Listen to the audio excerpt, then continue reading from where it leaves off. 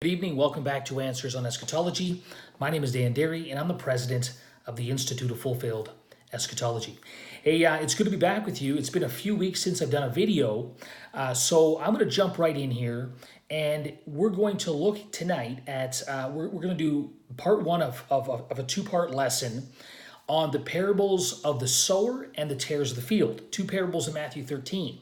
I've entitled these two videos, The Last Days Battle of the Seeds. We'll bring more of that out in our second video, but tonight I simply want to make a few connections between these two parables of Jesus.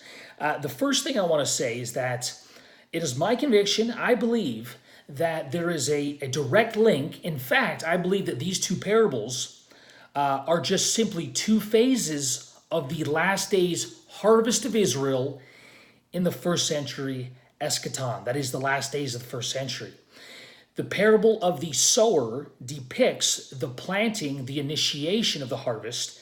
The parable of the wheat, the tares in the field rather, or the parable of the wheat and the tares, as I usually call it, depicts the culmination or the separation at the time of harvest. We'll get more into that in a second.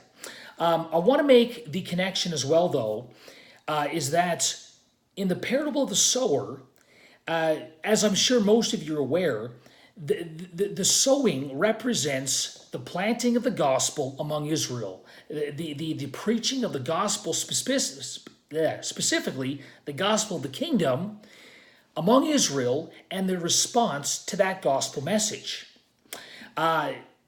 It's interesting to note as well that the minority or the remnant respond by faith, that is, they receive and they understand the gospel, and the majority, which corresponds to the apostate first century world of Israel, rejects that gospel message.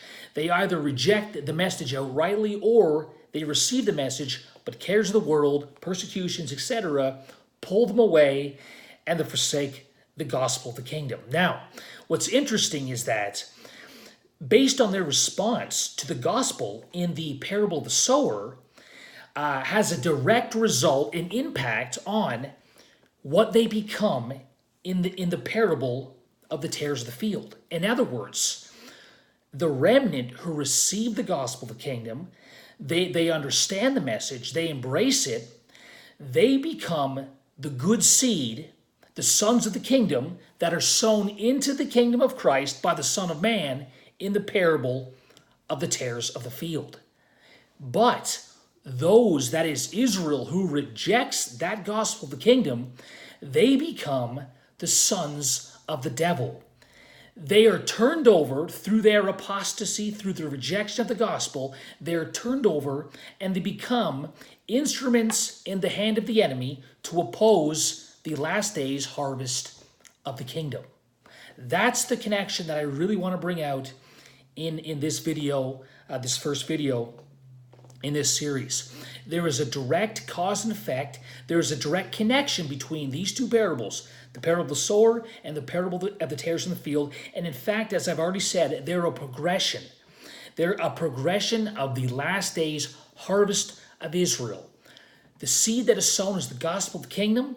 It is sown to Israel, and their response to that gospel determines what covenant seed they become. They either become the seed of promise, the true seeds of Abraham, the true sons of Abraham, who were sown into the kingdom of Christ, or they remain, that is, the fleshly seeds of Abraham who become, through their rejection of the truth and the gospel of Christ, they become the sons of the devil. The devil, excuse me. As Jesus would say, you are the sons of your father, the devil, John 8:44.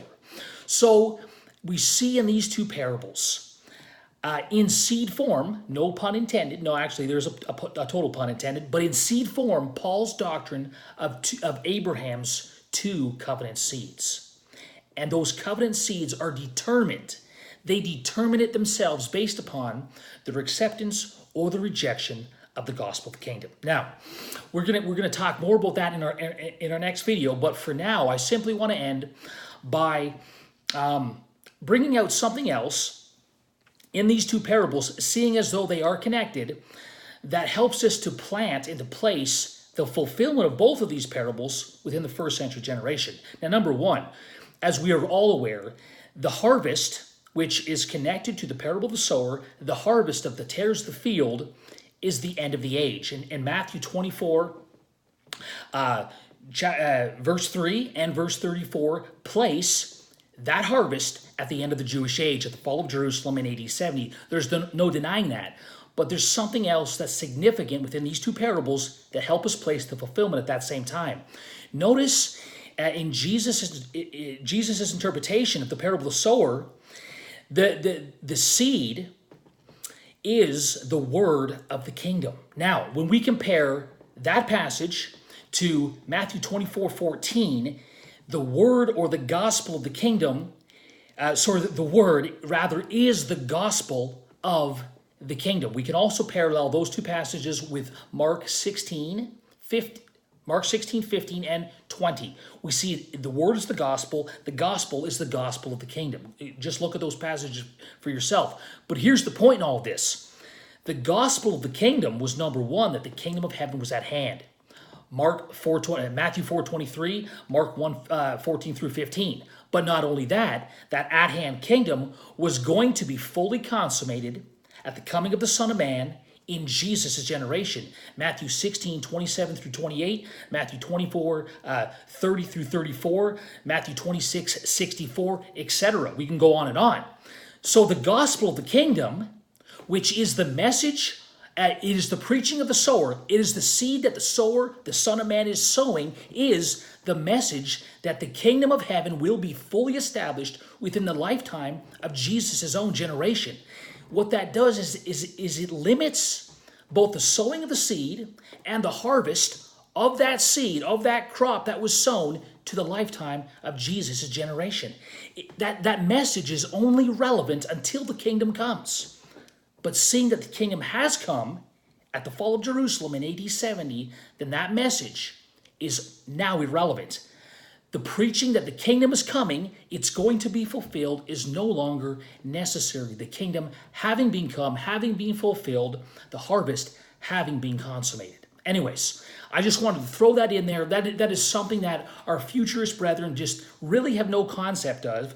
They don't even understand what the gospel of the kingdom was. It's not just that the gospel of the kingdom is coming. It's specifically that the coming kingdom was going to arrive within the lifetime, in its consummation, that is, within the lifetime of Jesus' generation. That places the parable of the sower and the parable of the tares of the field in fulfillment at the fall of Jerusalem and the end of the Jewish age in Jesus' generation. Anyways, that's all I've got for this evening. We'll pick this up next time as we jump into some more of these connections between the sower and the tares of the field, and we'll get into the battle of the seeds, the two covenant seeds of Abraham that battle it out. And we'll see that through the preaching of the gospel, specifically the preaching of the gospel of the kingdom, through that message is manifested the true sons of Abraham and the sons of the enemy. And this battle of the seeds takes place in Israel's last days. It is an end time, last days millennial battle that culminates in Revelation, a battle that had begun all the way back in Genesis chapter 3:15. We'll see you next time. We'll get into all of that next time on Answers on Eschatology. Have a great night. We'll talk soon. Bye for now.